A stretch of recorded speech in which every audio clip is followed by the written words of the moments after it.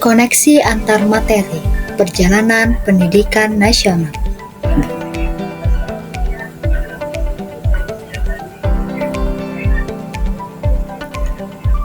Mengenal lebih dekat dengan sosok Bapak Pendidikan Indonesia. Ki Hajar Dewantara lahir pada tanggal 2 Mei 1889 di Pakualaman, Hindia Belanda dengan nama Raden Mas Suwardi Sodjadiningrat. Pada tahun 1922, saat berumur 40 tahun, ia mengubah namanya menjadi Ki Hajar Dewantara dan meninggalkan gelar bangsawan yang ia miliki agar bisa lebih dekat dengan rakyat tanpa memandang status dan golongan. Ki Hajar Dewantara sudah mendapatkan pendidikan sejak ia kecil. Ia bersekolah di Sekolah Dasar Khusus untuk anak-anak yang berasal dari Eropa, yaitu Europees Language School atau ILS. Ki Hajar Dewantara melanjutkan sekolahnya di Stovia, yaitu Sekolah Khusus Pendidikan Dokter. Namun, ia tidak melanjutkan sekolahnya karena sakit. Perjalanan pendidikan nasional. Pemerintah Indonesia sebelum kemerdekaan sudah ada saat Belanda menjajah Indonesia. Pendidikan pada zaman kolonial menjadi langkah awal untuk kesadaran nasional mengenai pentingnya pendidikan. Pada awal abad ke-20, pemerintah Hindia Belanda menggulirkan kebijakan politik etis yang bertujuan untuk memperbaiki taraf hidup orang pribumi lewat pendidikan, pengairan, dan perpindahan penduduk. Salah satu tujuan tersebut adalah melalui pendidikan yang masih bersifat barat, yang bahasa pengantarnya masih berbahasa Belanda. Dengan adanya pendidikan tersebut, rakyat sangat berterima kasih sehingga rakyat bersedia untuk bekerja sama dengan pemerintah Hindia Belanda. Pada zaman Hindia Belanda, yaitu pada tahun 1854, beberapa bupati menginisiasi untuk mendirikan sekolah-sekolah di kabupaten, dan lahirlah salah satu sekolah yang didirikan oleh pemerintah Hindia Belanda, yaitu Sekolah Bumi Putra. Pendidikan yang ada pada saat itu hanya didirikan untuk mendidik calon-calon pegawai. Artinya, pendidikan saat itu hanya didirikan untuk mendidik menjadi pekerja dan membantu perusahaan-perusahaan demi keuntungan pemerintah kolonial Belanda. Rakyat hanya diajarkan membaca, menulis, dan menghitung seperlunya.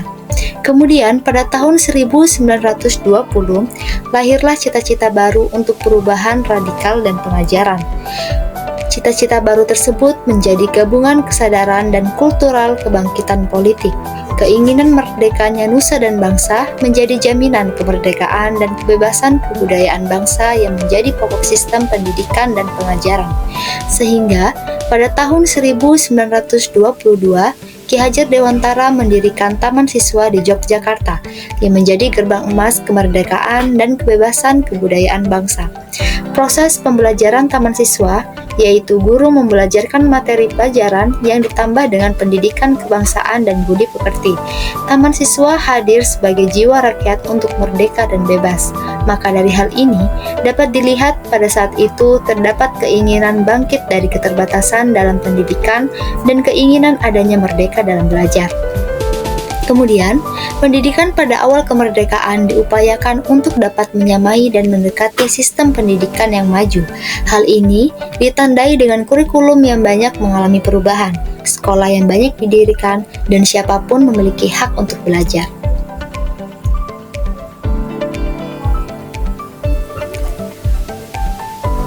Solusi pendidikan saat ini, implementasi kurikulum merdeka. Sesuai pemikiran Ki Hajar Dewantara, yaitu pembelajaran yang ideal adalah proses belajar mengajar yang memfasilitasi peserta didik agar tumbuh sesuai kodratnya dengan berlandaskan nilai-nilai Pancasila.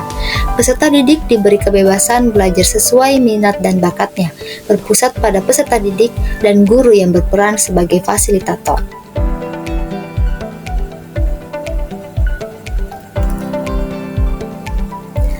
Pada saat sebelum kemerdekaan, praktik pendidikan yang membelenggu kemerdekaan peserta didik adalah sebagai berikut. Yang pertama, pendidikan hanya diberikan untuk kaum bangsawan, sedangkan rakyat Indonesia hanya diberikan pendidikan dalam menulis, membaca, dan berhitung seadanya. Yang kedua, pemerintah Hindia Belanda hanya menyediakan sekolah profesi bagi guru dan dokter untuk memenuhi kebutuhan saat itu. Yang ketiga, pendidikan yang didapatkan oleh bangsawan Indonesia terpilih hanya untuk mencari keuntungan dalam menyukseskan orang-orang Hindia Belanda itu sendiri. Kemudian, yang keempat, pendidikan yang didapatkan oleh rakyat Indonesia yaitu pelatihan dalam menjahit dan membuat infrastruktur. Dan yang terakhir, pendidikan hanya cenderung untuk meniru pembelajaran Barat yang lebih mengutamakan intelektual dan bersifat individualisme. Kemudian, pada saat sesudah kemerdekaan, praktik pendidikan yang membelenggu kemerdekaan peserta didik adalah sebagai berikut. Yang pertama, semua rakyat Indonesia memiliki hak untuk mendapatkan pendidikan. Namun, seperti yang kita lihat saat ini, kualitas pendidikan di Indonesia belum merata dengan baik. Hal ini dapat ditandai dengan adanya ketimpangan pendidikan di pedalaman dan di perkotaan. Sarana prasarana, fasilitas, akses dan kualitas tenaga pendidikannya menjadi faktor ketidakmerataannya pendidikan di Indonesia. Yang kedua, proses pembelajaran yang masih berpusat pada guru dan cara guru dalam mengajar yang masih dengan menerangkan dalam satu arah saja, membuat pendidikan saat ini belum sepenuhnya merdeka pada peserta didik. Model pendidikan saat ini yang dapat melepaskan belenggu yang belum memerdekakan peserta didik. Dengan menerapkan model pembelajaran yang berpusat pada peserta didik, di mana dalam proses pembelajarannya memberikan kesempatan kepada mereka untuk aktif dan kreatif sesuai dengan kemampuan dan kebutuhannya. Implementasinya dapat dilihat pada kurikulum merdeka, di mana pembelajaran intrakurikulernya yang beragam dengan konten yang lebih optimal agar peserta didik memiliki cukup waktu untuk mendalami konsep dan menguatkan kompetensi.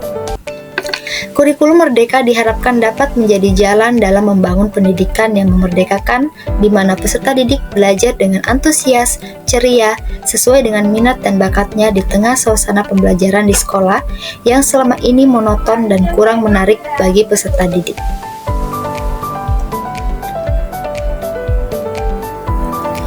Model pendidikan yang dapat melepaskan belenggu dan memerdekakan peserta didik. Yang pertama, misalnya saja pada model problem-based learning dan project-based learning. Pada model PBL atau problem-based learning merupakan model yang diterapkan dalam kurikulum merdeka, karena model ini berbasis pada pemberian tantangan atau permasalahan nyata kepada peserta didik. Model PBL dapat mendorong peserta didik untuk mengembangkan kemampuan berpikir kritis, kreativitas, serta berkolaborasi dengan teman-teman sekelasnya dalam menyelesaikan masalah yang diberikan. Kemudian, pada model PJBL atau Project Based Learning, model ini dibangun di atas kegiatan pembelajaran dan tugas nyata yang memberikan tantangan bagi peserta didik yang berkaitan dengan kehidupan sehari-hari untuk dipecahkan secara berkelompok. Penerapan kedua model ini dengan berpusat pada peserta didik, sehingga dapat memerdekakan peserta didik dalam proses pembelajarannya. Refleksi.